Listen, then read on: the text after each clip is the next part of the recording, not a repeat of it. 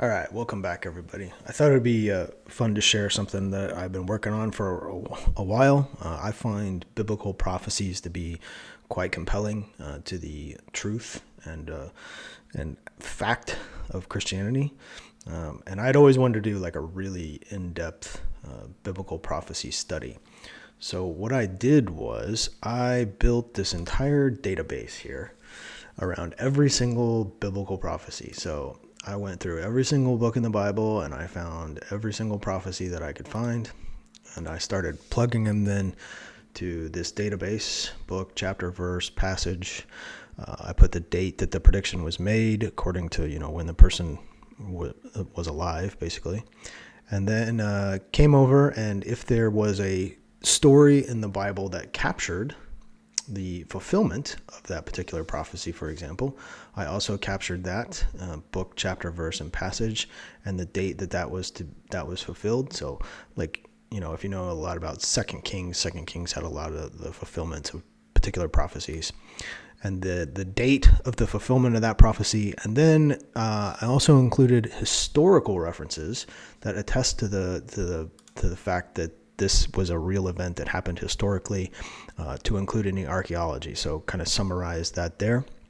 And then working with AI, we came up with a scale for a confidence rating around how confident are we in the prophecy and the fulfillment. And the highest number on the scale of 5 is the only one we really need to worry about. And that is the one that says, hey, a prophecy is very clearly made. It's very clearly written down as being fulfilled somewhere, and there also includes strong historical or archaeological evidence to attest to the fact that it happened. So they all got this confidence rating with the help of AI.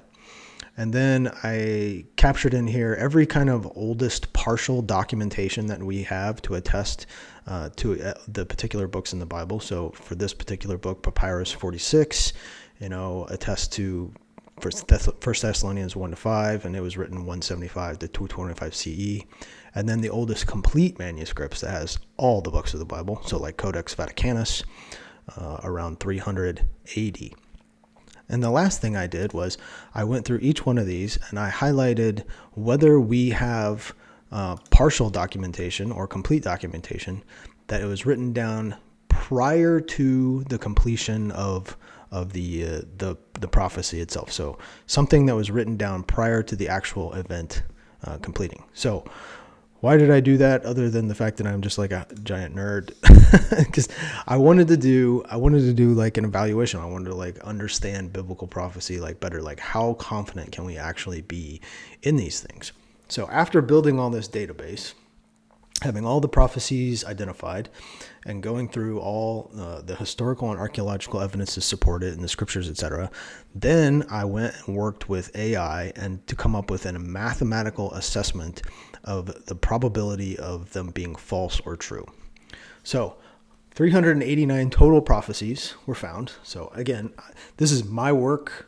This is not, I'm sure that people will want to argue with all kinds of stuff, whether I got the total number right, whether I got the fulfilled rights. I'm sure they'll argue with my confidence ratings, et cetera, et cetera. And I'm not a mathematician. I'm using AI to do the mathematical calculations. So, math people, I'm sure, will take exception to some of the assumptions that were made, et cetera. I get it.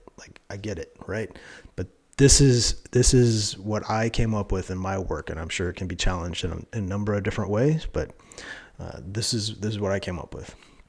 So of the 389 total prophecies, if you get rid of the ones that have not been fulfilled yet, that leaves 312. So 312 fulfilled prophecies, and of those, there were only 54 that AI and myself ranked high confidence, so that were clearly understood, had clear items that you could show or demonstrate were proven in the fulfillment of the prophecy, and also has strong historical or archaeological evidence attesting to those particular forms. So only 54 got a high confidence rating.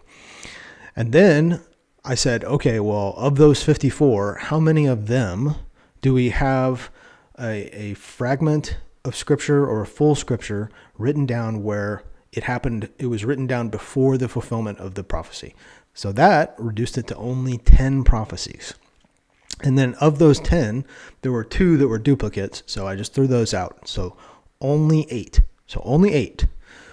So then I took those 8 and I went to AI and I asked it a simple question. I said, I put all the parameters in, all the assumptions, I put those verses in, and I asked it a simple question. I said, what is the mathematical probability that these prophecies are false based off all this information? And this is what it told me. It said it is a 1 in 5.69 billion chance that they're false. And this provides extremely strong evidence for the historical accuracy of the predicted events and supports the theological truth of Christianity, particularly Jesus as the Messiah, the evidence for Jesus as the Messiah. So again, while not absolute proof, due to interpretive debates, and I'm sure people will argue about certain points, the data suggest a near certain likelihood, 99.999999824%, that Christianity's prophetic foundation is true. That is as close to a mathematical certainty as you can get, and it's just off of 8 prophecies. So what are those 8 prophecies? So starting with Isaiah 53:5. So you could do the whole chapter of Isaiah if you wanted to. But what I did was I pulled out very specific verses that highlight specific provable points. So for example, nothing about the resurrection is included in here because you can't prove historically or archaeologically the resurrection. You can, however, prove burial and crucifixion based off of historical evidence and archaeology around the tomb. So he was pierced for our transgressions. He was crushed for our iniquities. The chastisement for our peace was upon him, and by his stripes we are healed. So initially, this prophecy was made in 700 BC, and the fulfillment date 30 to 33 AD. So the historical and archaeological evidence. So there's direct evidence for a rock-cut tomb with a garden in it, as described in John, where he was laid after being pierced and crushed. The archaeology of the time supports crucifixion evidence, as in the Yehohanan ossuary, which is 1st century CE, and aligns with Isaiah 53's imagery. And according to historians like Bart Ehrman, who is a secular, the crucifixion of Jesus by the Romans is one of the most secure facts that we have about his life. And we have a copy of the Dead Sea Scrolls, the Great Isaiah Scroll, written in the 2nd century BC, to attest to the fact that this particular prophecy was written down about 200 years before it actually happened.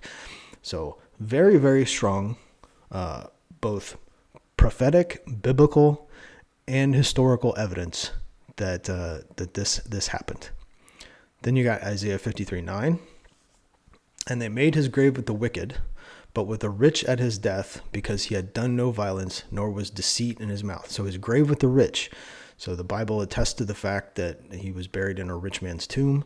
The original prophecy was made in 700 BC, fulfilled in 30 to 33 AD. And the historical and archaeological evidence, again, we have the archaeological evidence at the Holy Sepulchre and the recent evidence showing there was a garden-type tomb, just as described in John.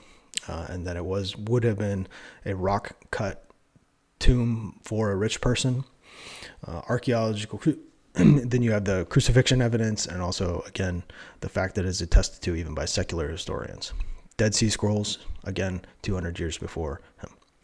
You have Psalm 22:16. For dogs have surrounded me, the congregation of the wicked has enclosed me. They pierced my hands and my feet. This was written even before crucifixion was around. So very strange imagery and very specific about the type of death. And it was made approximately 1000 BC, fulfilled in 30-33 AD. All the same type of evidence provided historically and archaeological, and again, the Dead Sea Scrolls. You have Daniel 9:24-27. This is about the 70 weeks and the destruction of Jerusalem.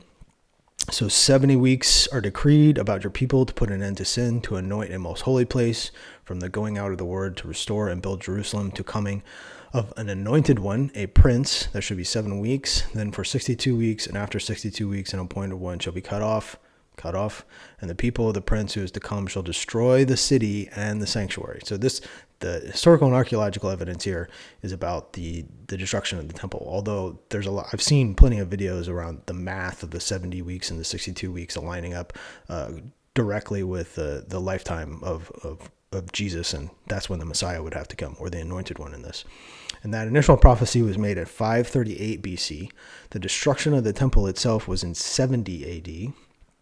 And historically and archaeologically, this was filled in the Roman destruction of Jerusalem in 70 CE.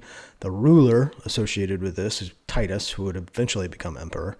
And the abomination of the desolation in verse 27 is linked to the temple's desecration. So this is attested to in Josephus. And we have, scripturally wise, fragments of Dan 1 through 11 as part of the Dead Sea Scrolls in 4Q Dan. Again, 200 years before Christ. So it's written down 200 years before the fulfillment. Almost 300. Then you got Zechariah 7:12. And I will pour in the house of David and on the inhabitants of Jerusalem the spirit of grace and supplication. Then they will look on me, whom they pierced. Yes, they will mourn for him as one who mourns for his only son, and grieve for him as one who grieves for a firstborn. So again, this was made around 500 BC. The imagery is very clear of a pierced anointed one, fulfilled in 33 AD. A lot of the same historical and archaeological evidence that we've already talked about, and the Dead Sea Scrolls from 2nd century BC do include Zechariah. Then you got Matthew 24, 1-2. This is about the destruction of the temple. So Jesus left the temple and was walking away when his disciples came up to him to call his attention to its buildings. Do you see all these things? He asked. Truly, I tell you, not one stone here will be left on another. Everyone will be thrown down. Historically and archaeologically, we know this was filled in 70 AD. Josephus' Jewish war and archaeology describes the Roman siege and the destruction of the temple. We know that not one stone was left on another of the temple. There's even a bunch of stones that are tossed over the wall that is still there today. And the papyrus here is Papyrus 64, and it is late 2nd century, so it was not actually written down before. However, in this particular case, the fact that none of the books of the Bible written were ever mentioned the destruction of Jerusalem actually happening in them is very strong circumstantial evidence that they were all written down prior to the event happening, because it would kind of be like a nuclear bomb going off in Washington, D.C., and then nobody ever mentioned it. So I know everybody will say, oh, this is an argument from silence. And yeah, I agree, that's right. It is an argument from silence, but it's an argument from silence for 26, out of 27 books that it was never, ever actually mentioned, which is very strong circumstantial evidence. So I included it. And then Luke 19:41-44.